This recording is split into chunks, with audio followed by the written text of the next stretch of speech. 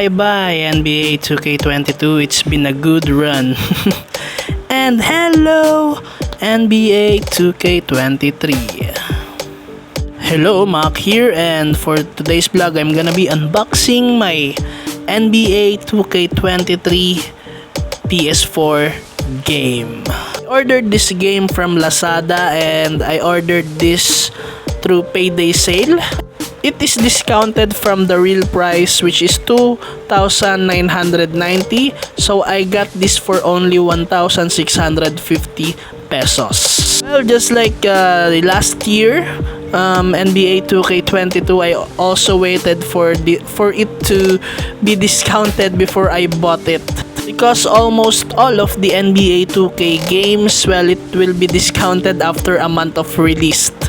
By the way, I only got the regular version 1 and not the legendary edition, which is the Michael Jordan cover. So the cover on this regular one is, of course, we all know that it is Devin Booker.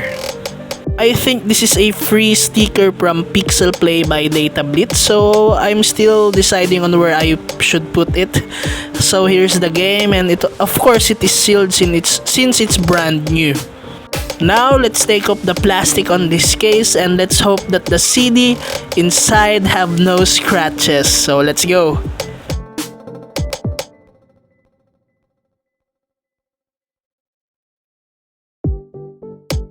So yeah, as you can see, the CD has no scratches whatsoever, so I think it will work, of course. Now I'm gonna insert it on my PS4 to test it and yeah, play some games, of course. Well, since this is a new game, we have to wait for it to be copied on the PS4, and of course we have to wait for the updates of the NBA 2K23 to play the game. Just like every NBA 2K game for PS4, you can actually play some scrimmages in order to kill some time while waiting for it to be downloaded. Now we can actually play the game because it is finished downloading, so I'm just gonna put some gameplay here, a quick gameplay. So of course my favorite team is the Los Angeles Lakers right now, even though they are hitting rock bottom right now, I guess. Well, the introduction of the players here, well, nothing much has changed. I think they just put the previous presentation of the NBA 2K22 here. Well, that's okay for me because what I really love about NBA 2K games is how they updated the players' faces and their hairs, their tattoos, their appearances. Just like Gordon Hayward here, I hope he gets an update because he has a new hair right now, I think.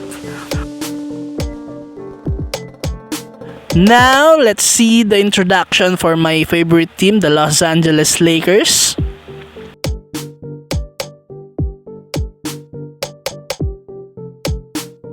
Now, they got the beard of LeBron James right here because in NBA 2K22, I think they updated it. And then, for the last couple of updates, well, the beard is gone again.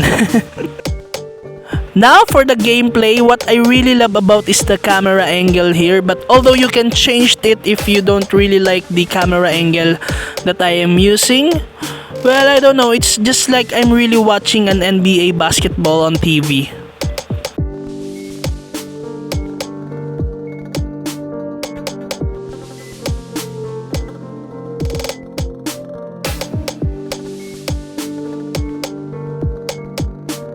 Well, that's it for this unboxing and slight review of NBA 2K23. Don't forget to like, comment, and subscribe to my channel for more videos like this. Play those video games, collect toys, sneakers, and good memories. Thank you!